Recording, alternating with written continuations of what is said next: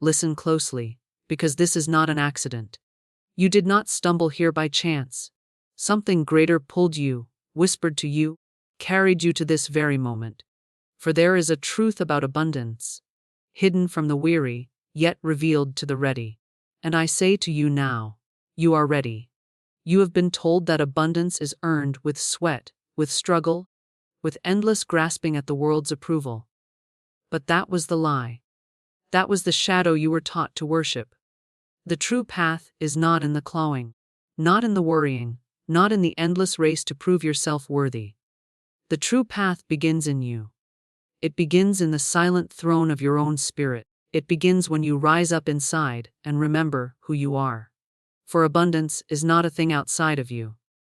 It is not hiding in the bank account or waiting in the hands of another. Abundance is an atmosphere. It is a current of divine energy, forever flowing. And the moment you stop chasing it, you feel it rushing through you. But hear me, it will not pour into the hands of the beggar who doubts his own crown. It will not flow into the heart that says, I am small, I am lacking, I am forgotten. No, it answers only to recognition. It bows to the soul that declares, I am abundance itself. I am the vessel of overflow, I am the open door. You have lived long enough believing the story of limitation. That story was written by fear, and fear is a poor author. But today, you take the pen back. Today, you speak a new decree into your life. Say this within yourself, even now, I no longer ask for abundance. I no longer chase abundance. I embody abundance. It is my nature. It is my birthright. It is my divine inheritance. Do you feel what happens as those words pass through you? The atmosphere bends. The heaviness begins to crack. You are not just speaking, you are commanding. You are not hoping, you are remembering. Because abundance is not far from you. It is not a treasure locked away. It is the river at your feet, waiting for you to notice, waiting for you to step in without fear. It is the air you breathe, the unseen supply that never runs out. The lie said, there is not enough. The truth says, there is only overflow. Look at the universe itself. Galaxies upon galaxies, stars without number. Do you think the source of all created this endless expanse, only to withhold from you? Do you think the Infinite One would scatter diamonds through the earth, gold in the mountains, beauty in every sunrise, yet decree that you must beg for scraps? No, the truth is more glorious. The truth is that you are woven of the same fabric as that endless sky. You are made of the same abundance you seek. So from this moment, stop saying, one day. Stop saying, if only. Erase the language of lack from your mouth. Every time you speak lack, you multiply lack. Every time you speak overflow, you multiply overflow. You are a creator. Your words are the blueprint. Your belief is the construction. Your spirit is the key. Do you see now? The true path to abundance is not a road you walk. It is a door you open within. And once it opens, the outer world cannot help but rearrange itself to match. Your business shifts. Your relationships shift. Opportunities, doors, miracles. They do not arrive by accident, they arrive by alignment. When the inner decree is spoken, the outer supply obeys. You are standing at the threshold right now. And I tell you, this message came as confirmation. Because heaven has been waiting for you to say yes. The river has been waiting for you to step in. The harvest has been waiting for you to stretch out your hand. This is not a small call. This is not a casual moment. This is destiny, reaching out to you like fire in the night. So hear me, do not close your ears. Do not shrink back. The path is before you. The declaration is within you. And the river is rising. Are you ready to walk it? Are you ready to claim it? Are you ready to embody it? Because what I am about to give you next is the key that unlocks the floodgates. Abundance is not outside of you. It is your divine nature, waiting to be recognized. You were never created to chase after it, as if it were running away from you. You were never meant to live as a beggar in the kingdom of plenty. From the moment you were spoken into existence, the seed of endless supply was planted within you. Yet the world taught you to look outward, to measure yourself by the weight of coins, by the numbers written in ledgers, by the things other people can give or withhold. And because you looked outward, you forgot the truth that has always been waiting within. You see, the great illusion is that abundance is somewhere else, hidden behind a wall, locked behind a gate, waiting for permission to be accessed. But abundance is not a thing you travel toward, it is a state of being you awaken to. It is the natural fragrance of your spirit. Just as the rose does not struggle to release its scent, abundance does not struggle to flow when you stand in your true identity. The difficulty comes only when you resist it, when you believe it is foreign to you, when you imagine yourself as separate from the source that breathes life into all. Every living thing around you is a witness. The tree does not ask if the rain will come, it opens its roots and receives. The sun does not wonder if it will shine, it simply pours out light. The bird does not calculate if the sky belongs to it, it spreads its wings and soars. Why then should you, who carry the very image of the infinite, imagine that abundance could ever be denied you? The only denial that has power is the one you have spoken against yourself. The truth is that your nature is woven with supply. You are made of the same energy that fills oceans and scatters stars. And yet, because you were told to earn worthiness, because you were trained to measure life by scarcity, you forgot that you were born already rich. Rich not in possessions alone, but in spirit, in creativity, in the authority to call things forth. That authority has not left you. It waits for recognition, like a king waiting for the heir to step into the throne room. Think for a moment of the child who plays in the garden. The child does not count the flowers to see if there are enough. The child does not measure the sky and worry it will run out of blue. The child simply receives what is already there, living in the joy of overflowing creation. You once lived that way too, before the layers of fear were placed upon you. To walk the true path of abundance is to remember that child, to remember that effortless trust, to remember that you are not separate from the source of supply. There is a reason abundance flows when you stand in gratitude, when you speak words of faith, when you align with joy. It is not because gratitude manipulates the universe, but because gratitude awakens you to your true nature. It removes the veil. It says to the spirit, I see who I am again. And when you see yourself rightly, everything around you begins to reflect that recognition. The world outside bends to the authority of the world within. Abundance does not require years of striving. It requires recognition. It requires you to stop calling yourself poor, unworthy, forgotten. It requires you to stop identifying with lack as if it were your last name. Every time you say, I don't have, you are closing the door to the wellspring within. Every time you say, I am abundant, I am provided for, I am overflowing, you swing the door wide open. It is not about pretending, it is about remembering. You may have been told that abundance is for the chosen few, for the privileged, for the lucky. But the greater truth is this: you are the chosen. You are the vessel through which the infinite expresses itself. To deny abundance within you is to deny the very life that beats your heart and breathes your breath. Look around you. The endless sky, the countless grains of sand, the rivers that never cease their flowing. Creation itself is the mirror of your nature. How can you look at such majesty and still believe you were made for scraps? There is no lack in you except the lack you agree with. There is no poverty in you except the poverty you name as your own. Release the old story now. Release the belief that you must earn what was already given. The path forward is not about gathering from outside, it is about uncovering from within. The well has never run dry. The source has never withheld. The only question is whether you will recognize what has been yours all along. Lack is a story written by fear, but you hold the pen to rewrite your destiny.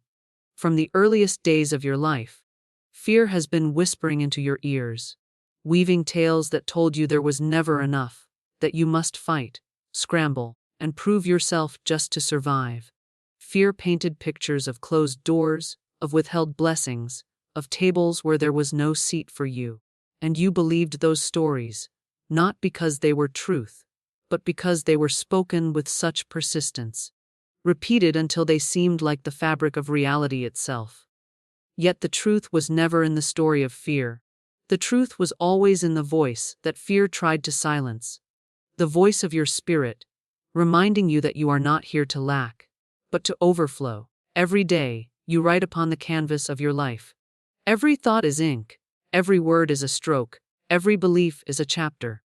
And when you allow fear to guide your hand, the pages become filled with shadows. You see yourself as small, as incapable, as less than others. You walk into opportunities with the expectation of rejection, and so rejection finds you. You look at your circumstances and declare them final, when they are nothing more than drafts in a manuscript still being written.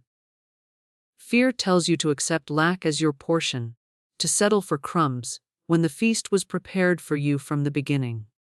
But fear cannot write your destiny unless you surrender the pen. When you awaken to this, you realize the immense authority you carry. You are not at the mercy of circumstance. Circumstance is at the mercy of your consciousness. The life you live today is the outgrowth of stories you accepted yesterday. And if you are willing, if you are brave enough, you can begin to speak a new narrative, one not stained by fear, but illuminated by truth. This is the great shift. The realization that you are not the character trapped in the story, you are the author shaping it. And when the author decides the plot must change, even the darkest chapters must give way to light. Lack is always rooted in the lie of separation. Fear convinces you that you are cut off from supply, disconnected from the source, unworthy of provision. It makes you see abundance as something external, belonging to others but withheld from you. But the moment you remember that you and the source are not separate, the moment you remember that divine life flows through you as naturally as breath, fear begins to lose its grip. You realize that lack has no substance of its own. It is only the shadow cast when you turn away from the truth of who you are. Consider how fear speaks in your daily life. It says, there isn't enough time. It says, there isn't enough money. It says, there isn't enough love. And every time you agree, you ink another line into fear's story. But what happens when you refuse the script? What happens when you lift your voice and say, I live in the flow of more than enough? The atmosphere shifts. The vibration of your being changes, and slowly, the outer world begins to mirror the new story you are writing. You have already seen glimpses of this. Think of the times when you believed with certainty that something good was coming to you, and it arrived. Think of the moments when you spoke words of confidence and doors opened. Those were not coincidences. They were the evidence of your true authorship. And if such glimpses can appear when you momentarily step into your authority, imagine what could unfold when you live from that authority every single day. Fear will resist this shift, because fear survives only when you forget your power. It will shout louder at first, trying to convince you that rewriting the story is foolish, that abundance is unrealistic, that destiny is fixed. But remember, this fear cannot create. It can only recycle the past, only echo old wounds, only replay patterns of scarcity. You, however, carry the creative spark of the infinite. You can write what has never been written. You can call forth what has never been seen. You can create futures untouched by the shadow of the past. Every time you choose faith over fear, you tear another page out of lack's story. Every time you speak abundance, every time you affirm your worth, every time you step boldly when fear tells you to shrink, you are rewriting the plot. You are showing the universe that you will no longer participate in the illusion of scarcity. And once you stop playing the role fear assigned to you, fear has no more power. The narrative collapses and the truth begins to shine through. So I say again, lack is not truth. It is a story, a fragile one, written in the language of fear. And you, yes, you, hold the pen. You decide whether the next chapter will be another repetition of struggle or the dawning of abundance. You decide whether you will be bound by fear's voice or lifted by the authority of your own. The pen has always been in your hand, and the page before you is still blank, waiting for the words you will write next. The true path to abundance begins with identity. You are the vessel of overflow. For too long you have looked at yourself as separate from the very thing you desire. You have said, "One day I will have it," instead of realizing, "I already am it." Abundance is not a treasure that exists outside of you, waiting to be discovered. It is the essence of who you are, the divine current flowing through your being. Until you see yourself as the carrier of this current, you will continue to chase shadows, mistaking them for substance. The journey does not begin in the outer world. It begins in the mirror of your own soul, where you dare to declare, "I am abundance in form." Identity is the soil where every harvest grows. If you believe you are lacking, even in the midst of supply, you will experience lack. If you believe you are unworthy, no gift will feel secure in your hands. But when you recognize yourself as the vessel of overflow, you shift everything. The soil of your consciousness becomes fertile, ready to yield more than you can measure. What flows into your life cannot contradict the identity you hold. This is why so many chase riches, but never find contentment. Their identity remains rooted in scarcity, so even wealth feels like sand slipping through their fingers. To embody abundance, you must first become it within. Think of the vessel. A vessel does not create water, it receives, it holds, it carries, it pours. You are that vessel. You are designed to contain the endless flow of supply that streams from the infinite. And because the source is limitless, the vessel never fears running dry. The moment it is poured out, it is filled again. This is your nature.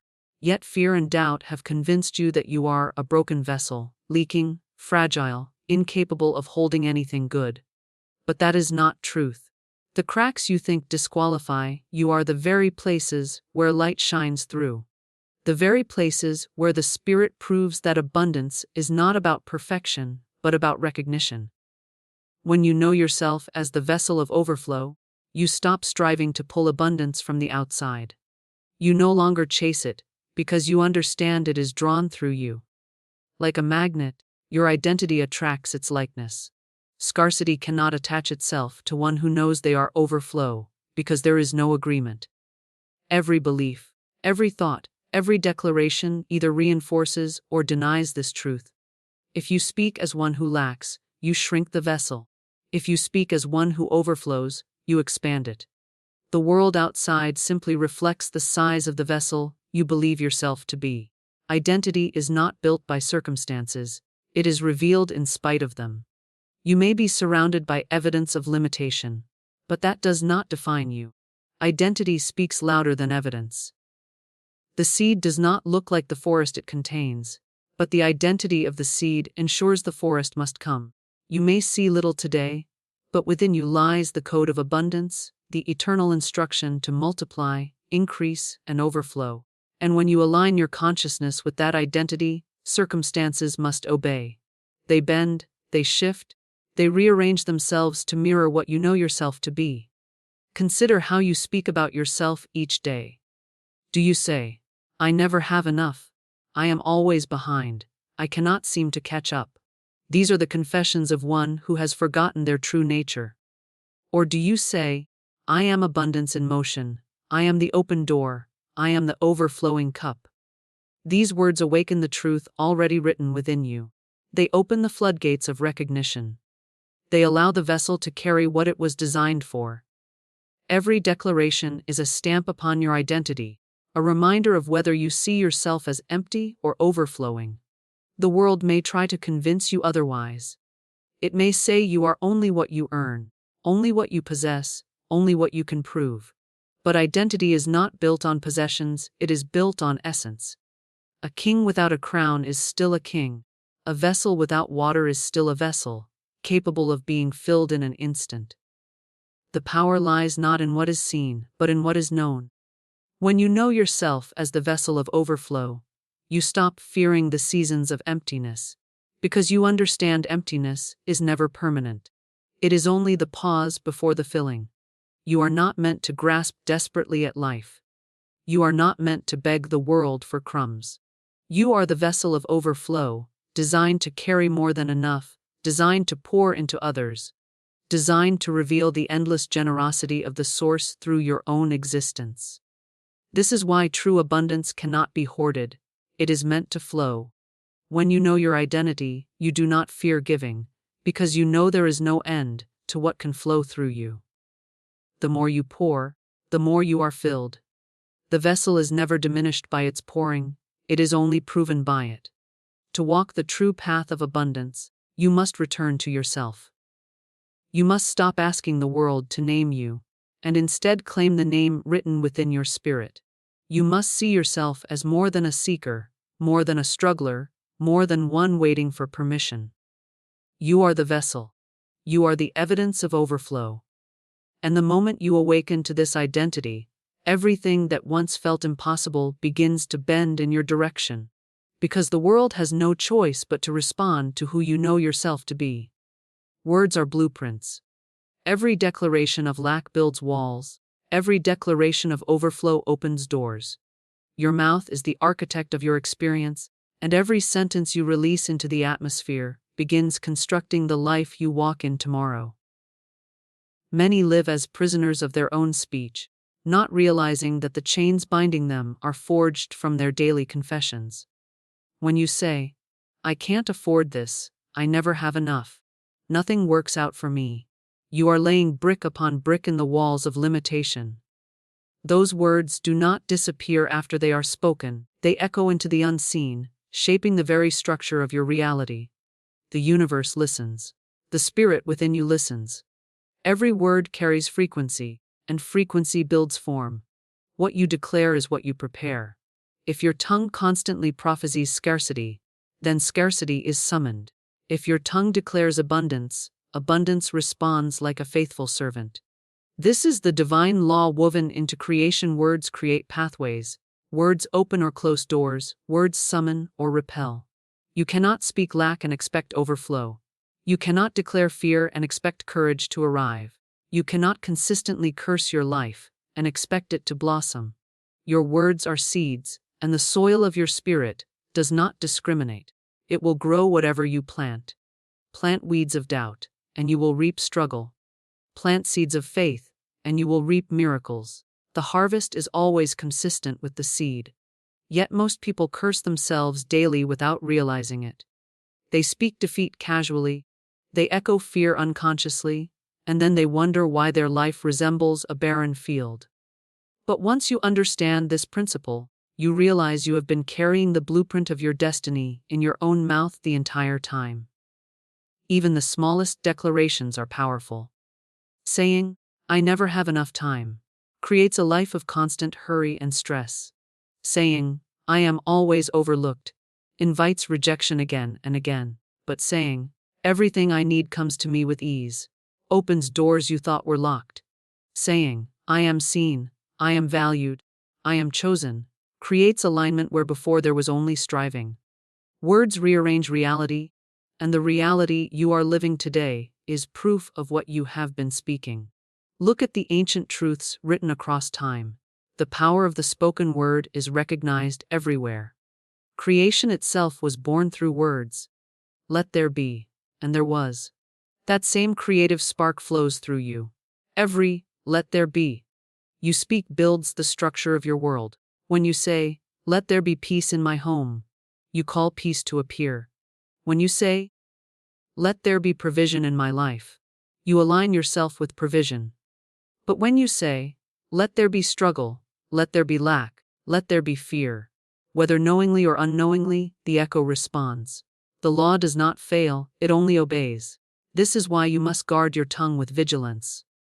Speak only what you desire, not what you fear. Declare what you want to see, not what you dread to see.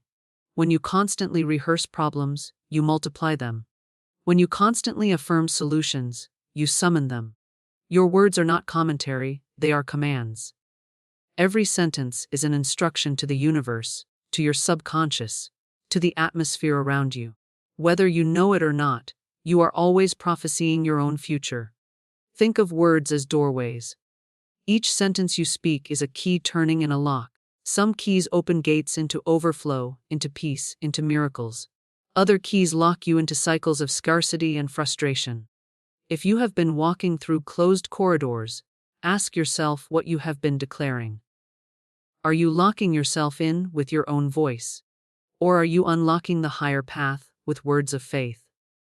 The door you step through tomorrow is being built by the language you choose today. The shift begins when you choose to become intentional. No longer will you let words fall carelessly from your lips. You begin to speak with purpose, like an architect sketching the blueprint of a palace. You say, I live in overflow. Doors open before me. Opportunities are drawn to me. I walk in divine favor. And every time you speak it, you are drawing new lines on the blueprint. The structure takes shape. The palace begins to rise. Do not underestimate the power of repetition. Words spoken once may pass quickly, but words spoken daily carve grooves into the spirit. Grooves that reality fills with substance. Affirmations are not empty, they are chisels shaping the stone of your destiny. Fear repeats itself every day, so why should you not repeat faith with greater force? The more consistently you declare abundance, the more inevitable its manifestation becomes. You are not powerless, and you are not voiceless. You have been given the authority to call things that are not as though they were. You have been entrusted with the divine instrument of the tongue. It can bless or it can curse. It can build or it can break. It can close doors or it can open them wide. The true path to abundance demands that you choose wisely, that you build with words of life, that you align your declarations with the truth of who you are. Because the walls that imprison you or the gates that free you are rising from the sentences you speak each day. Alignment precedes provision. When you remember who you are, the outer world rearranges itself to match. Too often people chase after outcomes, running endlessly to fix circumstances, believing that abundance comes by bending the external world into submission. Yet the truth is simpler and far more powerful. Provision is not created by struggle, it is summoned by alignment. When your inner world stands in harmony with the truth of abundance, the outer world cannot resist reshaping itself to mirror that vibration. What you carry within becomes the magnet that pulls reality into order. Imagine a mirror. The reflection you see is not independent, it obeys the posture you hold before it. If you smile, the reflection smiles back. If you frown, the reflection follows. Life works the same way. Your circumstances are the reflection, your inner alignment is the posture. You cannot scowl inwardly and expect the mirror of life to smile. You cannot carry doubt and expect doors of faith to open. The mirror only reflects. When you shift the stance of your inner being, when you align with the truth that you are already abundant, life bends to reveal the provision waiting for you. Many live backward, trying to force the reflection without shifting the stance. They work endlessly to fix the outer picture while leaving the inner picture unchanged. This is why frustration repeats itself. You may hustle and push and grasp at results, but if within yourself you still carry the identity of lack, the world has no choice but to echo it. Provision follows alignment, never the other way around. The wealthy mindset summons wealth even before the evidence appears. The overflowing spirit attracts opportunities long before they are visible. The alignment of your inner belief commands the provision of the outer world. Think of the tuning fork. Strike one, and another nearby begins to vibrate in resonance. The second fork does not resist. It cannot help but match the frequency. Your spirit is the first fork, the world is the second. When you strike the tone of abundance within, provision cannot help but resonate with it. If you hold the frequency of scarcity, the outer world hums in agreement. The law is unchanging. Alignment is the cause, provision is the effect. This is why remembering who you are is the greatest key. You are not a beggar, you are not a struggler, you are not an outsider looking in. You are the air, the vessel, the channel through which divine supply flows. When you remember this identity, you no longer chase provision. You stand in alignment, and provision chases you. You no longer beg the universe to give you scraps. You awaken to the truth that you are already sitting at the table. The feast was waiting all along, You only needed to recognize your place. Consider how often you have seen this principle without realizing it. A person filled with confidence seems to attract opportunities without effort. A person who knows their worth is seldom ignored. This is not luck, it is alignment. Their inner stance demands the outer reflection. Likewise, those who carry shame often encounter rejection.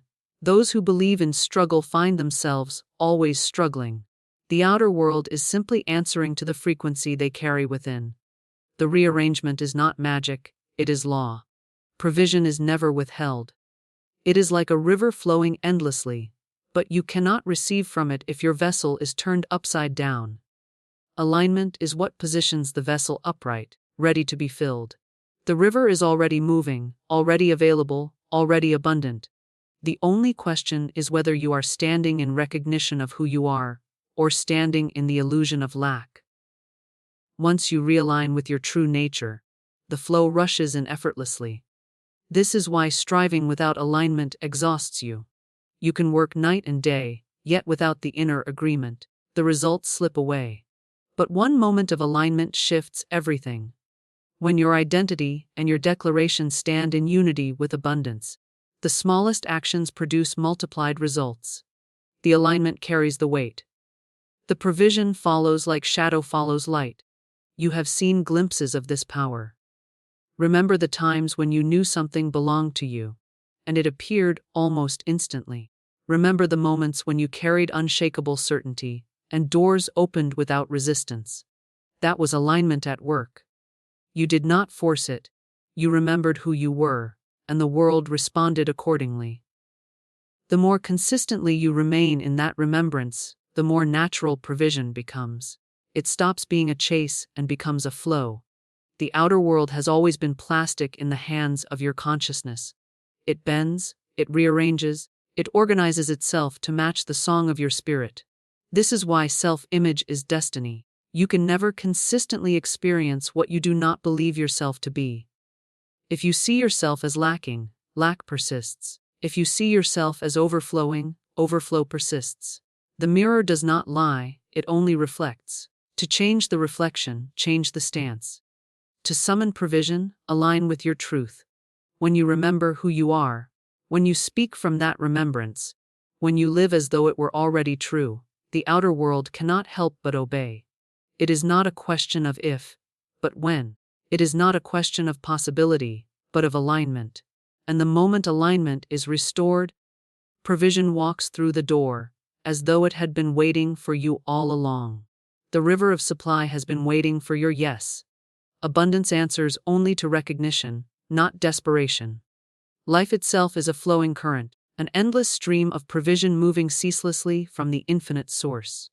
This river has never stopped, never run dry, never been withheld. It flows whether you notice it or not, whether you agree with it or not. Yet so many stand on its banks, thirsty and weary, pleading for drops of water while the flood rushes by at their feet. They cry out in desperation, believing that their cries will convince the river to appear. But desperation is blind. It does not see what already is. Recognition is the true key, the quiet but powerful acknowledgement that says, yes, I see it, I receive it, I align with it. That yes opens the gate. That yes positions you in the flow. That yes turns what was invisible into tangible supply. Desperation carries the energy of lack. It speaks, I don't have, I am empty, I am without. And the river does not respond to emptiness declared as identity. The river responds to those who recognize its presence, who step forward in faith and say, this river belongs to me, this flow is already mine. Recognition carries authority, desperation carries doubt. Recognition says, I know abundance is real. I know it surrounds me, I know it moves through me.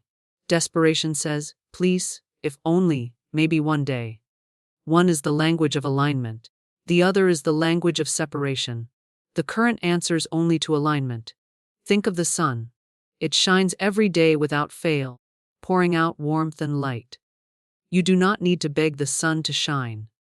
Your begging does not make it brighter, nor does your fear make it dimmer.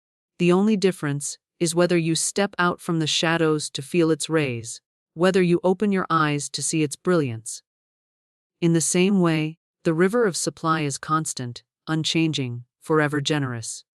Your yes is the choice to step into its warmth, to recognize what has been given freely. Your desperation is the choice to sit in the shadows, lamenting the absence of what never left. Recognition is not merely mental agreement. It is a deep inner knowing. It is the shift from hoping to realizing, from pleading to receiving. When you say yes, you are not conjuring abundance. You are aligning yourself with what already flows. It is like tuning a radio. The music is in the air, unseen and unheard until you align the dial. Desperation keeps turning the dial frantically, believing the music might not even exist.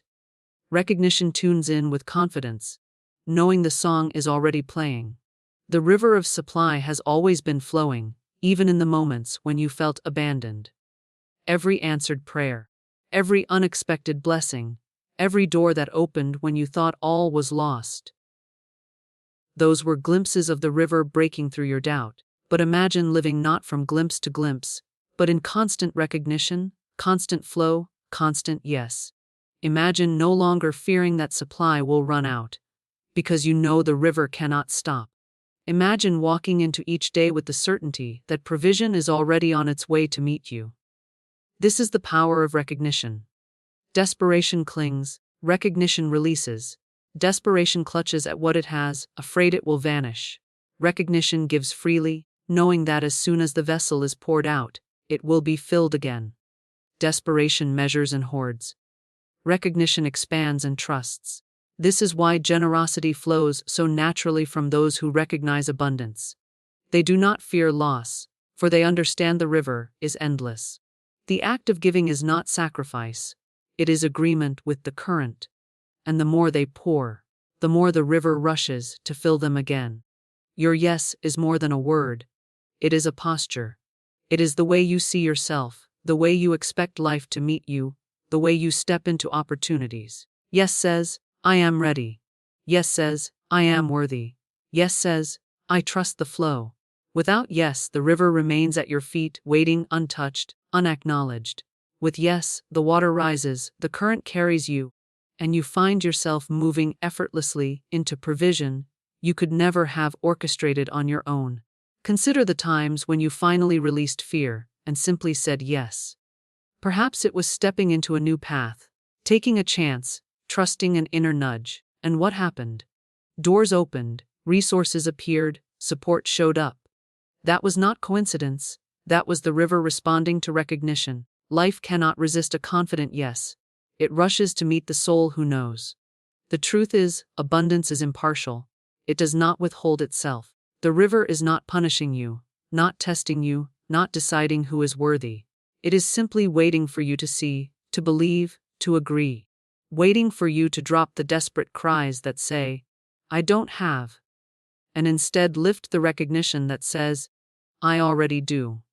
The moment you recognize, the flow accelerates. The moment you agree, provision appears where before there seemed to be only drought. The river was never missing, only your yes was.